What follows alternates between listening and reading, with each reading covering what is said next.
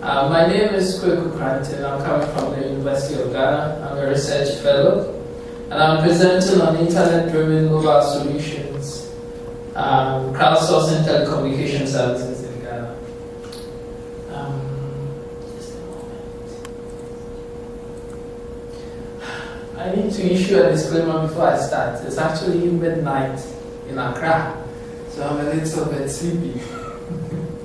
So please pardon me if I'm a little grouchy. Before I start, I would like to give an overview of my presentation. I actually start with reports issued by OVUM, a white paper on telecommunication and digital technology. It looks at the advancement in digital technology and telecommunication. A compound increase of over the top technology services is set to grow by 20% between 2012 and 2018.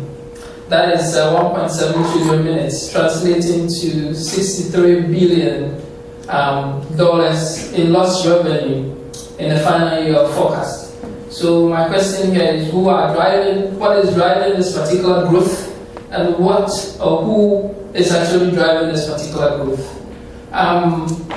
20 years ago, all these things were individual devices, but today we have all these particular devices on a simple gadget.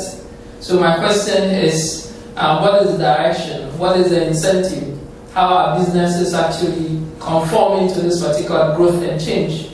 And it actually can be summed up in three main points. That is, broadband services are improving over the years, and affordable wireless devices are equally increasing.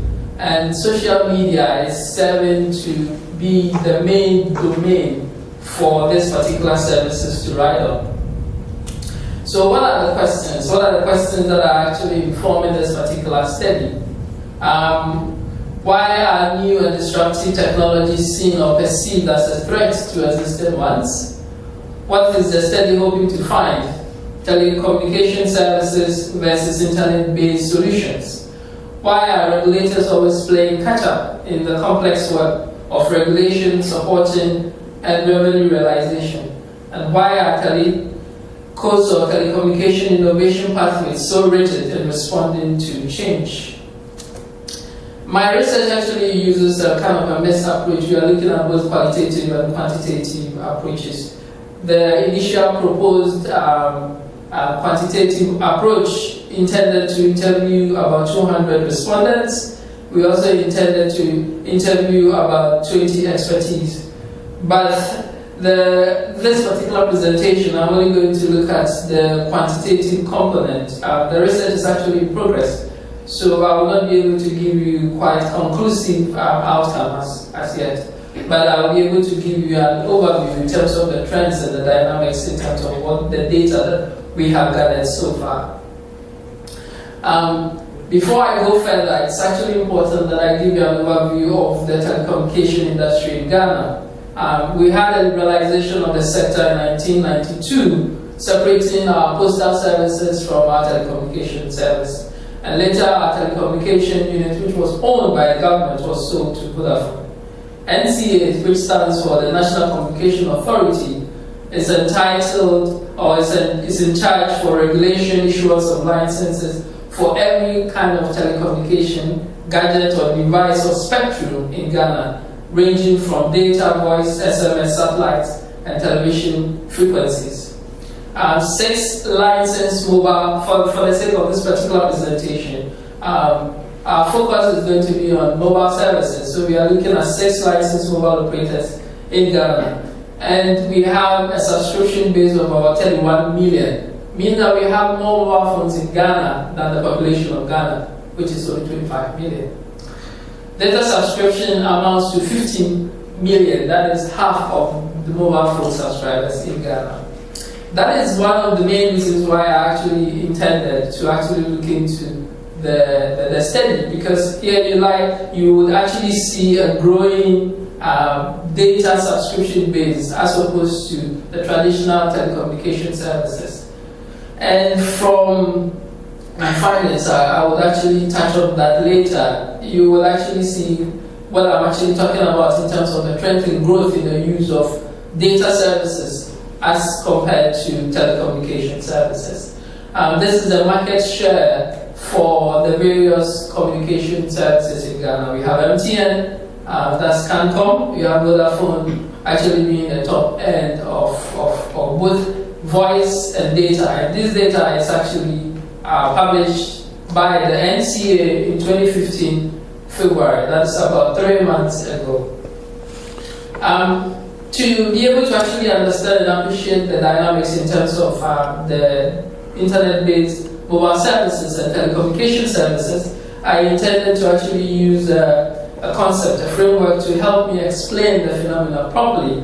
So I use a disruptive innovative theory, a term of art coined by Christensen in 1997, where he describes a process by which a product or service takes root initially in a simple application at the bottom of the market and then reluctantly moves up the market, eventually displacing established competitors. So what we have here is that you have a mobile industry that actually set foot somewhere in 1995, and by 2005 it's actually looking at integrating more of data services into its application, acknowledging the fact that data is actually the way to go than the traditional telecommunication service. Having also mentioned that in Ghana we had problems with legislations or government putting a ban on voice over IP services at the initial stages. So in Ghana, it was one of the first African countries that actually banned Skype services, voice over telecommunication services. But that particular situation has changed as most of the mobile phone companies were issued GSM licenses to also operate data alongside. So with the disruptive theory, innovative theory, this is a simple diagram that basically explains the phenomenon, where you are looking at initial technologies beginning at the bottom. When data services initially started, it was actually a preserve of a few, because just a few people in Ghana could afford smartphones. But right now, gradually, it's actually taking hold, where you have about 50% of subscriber base using mobile phone services. And this is actually a result of some of the data that we have gathered. So far, we have a response rate of about 81%, with 19% possessing what we describe as dumb phones. Dumb phones, basically, the description in here is to mobile phone devices that you cannot install or put anything on it. It comes with the fixed feature of text messaging and being able to make calls or receive calls.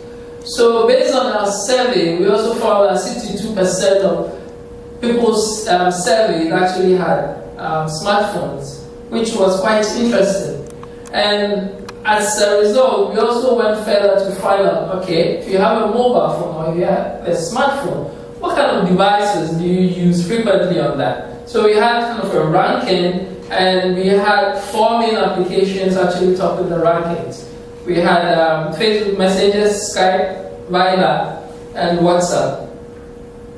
A scale of ranking to determine the extent of use, the following data was also discovered. We realized that WhatsApp was 96%, Facebook Messenger constituted 87%, Skype 73%, and Viber. And the interesting phenomenon that we again observed was that it wasn't just the use, but they were looking for applications that could actually substitute the traditional telecommunication services. So voice, you have Skype, text messaging, you have Facebook Messenger or WhatsApp actually substituting the traditional telecommunication, SMS or voice services that we had. So in conclusion, innovation inherent in internet-based solutions pose significant threat to basic telco services as evident in the aggregate data and from literature. The explanation offered by the disruptive innovative theory, however, aids in drawing accurate correlation between the growing phenomena and the established facts. It is hoped that this study will contribute to providing valuable guidelines in how stakeholders within the innovation space will help us on how to engender innovation without it seeming disruptive. And this particular quote, or the last statement that I made, has to do with how telecommunication services actually block the way of innovation in terms of growing entrepreneurship within the ICT space, where a typical example, you can look at mobile content, mobile phone content, which was it was more or less like entrepreneurs who are supposed to develop mobile phone content do not have the telco platforms and hence have to engage with telecommunication companies.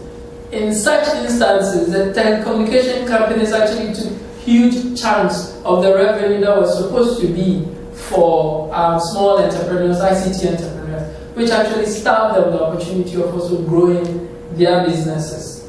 So, internet-based mobile services present unique opportunities for budding entrepreneurs in Africa or young entrepreneurs to grow their businesses or ICT businesses by developing applications that would not necessarily ride on the backs of traditional telecommunication companies. The research is in progress, and I would hope to actually finalize this particular paper in time. Thank you very much. Any questions? Yes. Yes, Francis. Yes, I have two questions. I think I have enjoyed your presentation. Now, you stated that there are more subscribers than the population. Yes. And I think we have a similar situation in most cases. I have experience in Uganda because I work in this industry as well. So what do you think is an explanation to this? Or is it like the Ugandan situation where each operator, for example, I have to have two lines, so that if I want to call a subscriber from this network, I need to use the SIM card for that network. Or what else is the possible reason for having more subscription for one person? That's question number one. Question number two is the potential result of the emergence of these tools. How will the telecom operators respond to the potential revenue loss because of the competitive tools such as Facebook and then WhatsApp for the text, and then Viber and Skype for the voice? Because I know the trend is going down, and if the government depends a lot on the taxes from so how do you see the reaction from the So the first question is, in Ghana we have what we call the mobile portability platform. There are three main reasons why somebody would actually have more than one SIM card. One has to do with pricing, because if you call within the same network, it's relatively cheaper. The other reason could also be connectivity access coverage. It could mean that some have coverages in their offices. When they go home, there are no coverages. The other thing could be data. Some networks have cheaper data services than others. So based on what your needs, even some have to do with international calling rates. So some have to do, and it depends on the sector you also find yourself in. So it depends on what because you don't find all the services in one. So you will have to actually juggle your way around the networks in terms of finding the most appropriate network for your use. And your other question was how are telecommunication companies actually responded to this particular change. And they are investing heavily in terms of providing broadband services. In Ghana, we have almost about 3 or 4 fiber backbones passing through the country, right, from by our coast. And most of this particular fiber infrastructure are owned by telecommunication companies. So they're actually investing heavily into, the government is equally doing the same, where we have fiber networks almost running through virtually every district in Ghana. So there's a lot of investment into the data space as of now. And telecommunication companies are equally responding in terms of free services. In Ghana, you can actually Facebook or WhatsApp for free on some particular networks. So they're actually waking up to the challenge. But the whole idea is how then do you sway customers or the market share into your favor if you actually increase access to the data services. And the money? And the revenue is coming, but it's gradual because you only have half of the market actually using the data. But it's actually a gradual process, I believe. Any more questions? Any more questions?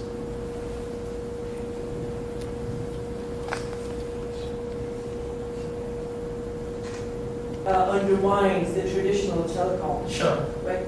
But both services are provided by the same companies, both the data and the mobile coverage. Yeah, but So in the end, you're shopping from the same shop, but you're buying different things. well, you can that can be true, but it's not. They are not the only data providers in the country. So the line point here is that yes, they are trying to provide the data, but data provision is not only provided by mobile companies. Yeah. There are independent data services that are equally being provided. So the line point here is yes, they are trying to cash in on the action, but not necessarily exclusively theirs, as compared to the traditional telecommunication service where they were actually the cash cow of the whole industry. And the underlying point here is that government is also realizing this because in Ghana we have one of the highest tariffs in terms of mobile connectivity charges, even international calling rates. And this particular service is kind of provide alternative for users. So instead of people actually depending purely on making calls, now people are switching to using Viber 4 and Skype for international calling than using their mobile phone platforms to actually do that. Yes, a lot of this has to do with the global debate on net neutrality. Yes. And the question is, what does net neutrality then signify for a developing country? Is it the same thing as it would be in Europe or Sweden? There is definitely a loss of revenue to the telecom companies, and they're fighting. So they have to find a way around it.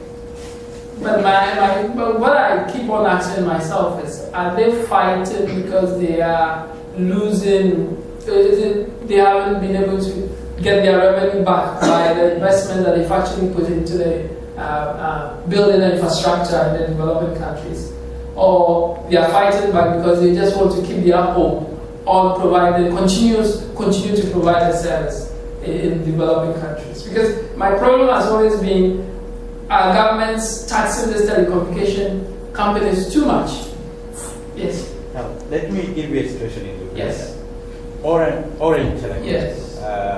which has got very good reputation in Yes. most countries. Across Africa, It's just one example of how these telecoms are closing shop. Because they went to invest heavily on data. Good. And MTN, on the other hand, has been getting a lot of money from the voice. Good. Now they thought with the data they would survive. But I'm telling you, they have accumulated debts and debts. And as I talk now, they have been sold. And many other companies, the Uganda Telecommunication company, for example, which used to be from government, but later sold to Lab Green, a Libyan company, is going down. Because of investments. Now, I know the reason why MTN, for example, is surviving, but that is a very crucial thing. The revenue is low. Now, MTN now is trying to outsource the key services. Why? Because they don't want to spend a lot of money. So they are also aware of their revenue going down. The good thing with them, for example, now there's mobile money, which is a bit of some micro banking that has come on. So it's a big thing. You need to see that. Because for Ghana's case, I think that what is actually keeping the mobile telcos in business is that government protects them a lot, and that is they charge relatively high rates in the region. When you compare Ghana to the rest of West Africa, we have one of the highest calling rates because government also taxes them. In Ghana, we have what we call communication talk tax. So the more anyone talks on his or her phone, the more text messages you give out, the more government actually realizes revenue. So government is very keen on protecting that particular industry.